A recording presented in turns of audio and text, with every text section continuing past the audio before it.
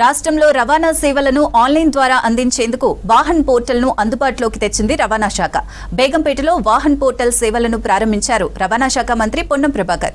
దీంతో ఇక నుంచి జాతీయ వాహన్ పోర్టల్లో తెలంగాణ రవాణా సేవలు అందుబాటులోకి వచ్చాయి. వాహనాల ఆన్లైన్ రిజిస్ట్రేషన్, బదిలీతో పాటు ఇతర రవాణా శాఖ సేవలు సులభతరం కానున్నాయి. కేంద్రం తీసుకొచ్చిన వాహన్ పోర్టల్లో తెలంగాణ చేరడంతో రాష్ట్ర వ్యాప్త వాహనాల సమాచారం జాతీయ డేటాబేస్లోకి వెళ్లనుంది. దీంతో ఆర్టీఏ కార్యాలయాలపై ఒత్తిడి తగ్గి అంతరాష్ట్ర వాహనాల బదిలీ సులభతరం అవుతుందని తెలిపారు అధికారులు.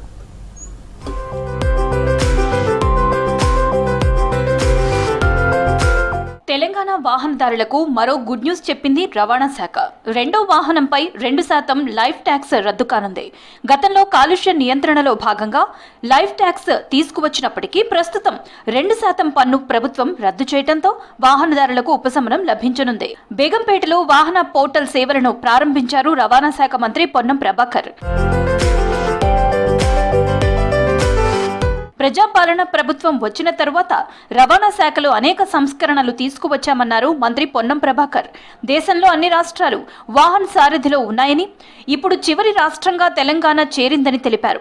గత సంవత్సరం తెలంగాణ ప్రభుత్వం సారథిలో చేరిందని గుర్తు చేశారు. రాష్ట్రంలో 15 చెక్ పోస్టులు ఎత్తివేయడం, స్క్రాప్ పాలసీ, ఏటీసీ సెంటర్ల ఏర్పాటుకు చర్యలు తీసుకుంటున్నామని తెలిపారు పొన్నం ప్రభాకర్. ప్రభుత్వం ఒక గొప్ప అవకాశం ఇచ్చింది. కన్స్యూమర్ ను ఇంకా మీ దగ్గరికి చేర్చే ప్రయత్నం చేస్తాం. రిజిస్ట్రేషన్ కు సంబంధించి ఆర్టీఓ ఆఫీస్ కు పోయే అవసరం లేకుండా షోరూమ్ లోనే చేసే అవకాశం ఇచ్చినాం. కాబట్టి షోరూమ్ తెలంగాణ వ్యాప్తంగా ఈ యొక్క వాహనాల షోరూమ్ యాజమాన్యులందరినీ రవాణా శాఖ తరఫున కోరుతా ఉన్నా.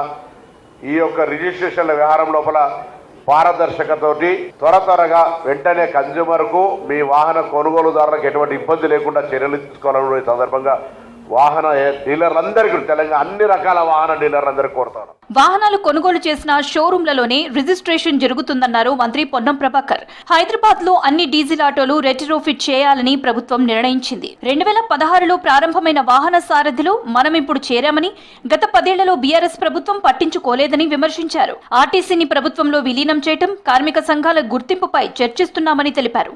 మహాలక్ష్మి పథకం విజయవంతంలో ఆర్టీసీ కార్మికుల పాత్ర మరువలేనిదన్నారు పొన్నం ప్రభాకర్. కొత్త బస్సులు కొంటా ఉన్నాం, కారుణ్య నియామకాలు తీసుకుంటా ఉన్నాం, దాని తర్వాత కొత్త రిక్రూట్మెంట్ చేస్తూ ఉన్నాం. 10 సంవత్సరాల వివిధ కారణాలతో సస్పెండ్ అయిన వాళ్ళను first time in the history country 3-man committee చేసి 250 మందికి ఉద్యోగాలు తిరిగి ఇచ్చినాం. ఇన్ని కార్యక్రమాలు జరుగుతూ ఉన్నాయి. బస్టాండ్ల పునర్నిర్మాణం, కొత్త డిపోలు.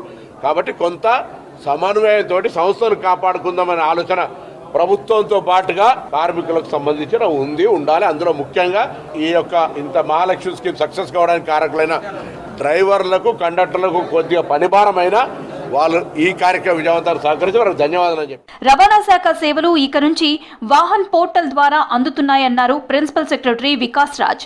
లైసెన్స్లు, రిజిస్ట్రేషన్లు, బదిలీలు, ఎన్ఓసీలు, ఫిట్నెస్, పర్మిట్, బీమా, ఇంజిన్, చాసిస్ నెంబర్ వంటి సమాచారం ఈ పోర్టల్లో నమోదవుతుందని తెలిపారు. వాహనంలో 52 సేవలు, సారథి ద్వారా 26 సర్వీసులు అందిస్తామని తెలిపారు. ఆల్మోస్ట్ లాస్ట్ 1 year నుంచి ఫస్ట్ సారథిని మూవ్ చేసాం. తర్వాత Vahan 1 by 1 whatever reforms are there దాన్ని తీసుకువచ్చి making the services easier, all India available, ఇవి అంతా దృష్టిలో పెట్టుకొని మిగతా అన్ని whatever reforms, whatever best practices మిగతా స్టేట్స్లో ఉన్నాయి, నేషనల్ లెవెల్లో దేన్ని ప్రమోట్ చేస్తున్నారు అన్నింటినీ ఇక్కడ స్టేట్లో కూడా మనం తీసుకురావాలని దృష్టిలో పెట్టుకుని చేయడం జరిగింది. ఈ డీలర్ పాయింట్ రిజిస్ట్రేషన్ ఏదైతే ఉందో వాహనంలో ఈరోజు స్టార్ట్ చేశారు. అంటే మొన్నటి వరకు మనం ఒరిజినల్ మన సిఎఫ్ఎస్టీ పోర్టల్లో మనం డీలర్ పాయింట్ రిజిస్ట్రేషన్ ఆల్మోస్ట్ ఒక 2 months మనం పైలట్గా రన్ చేశాము. దానిలో ఉన్న సాధక బాధకాలన్నీ కూడా అధిగమించి ఈరోజు ఆల్ ఇండియా పోర్టల్లోకి మనము వాహన్ పోర్టల్లోకి మనం వెళ్ళాము. ఈరోజు మాత్రం first new registration of vehicles అంటే ముఖ్యంగా ఫుల్లీ బిల్డ్ వెహికల్స్, 2 wheelers అనండి, 4 wheelers అనండి, ఫస్ట్ అయితే మోటార్ సైకిల్స్, కార్ స్టార్ట్ చేశాము. వాహన సారథి పోర్టళ్లను వాహనదారులు ఉపయోగించుకోవాలని సూచించారు ఆర్టీఏ అధికారులు.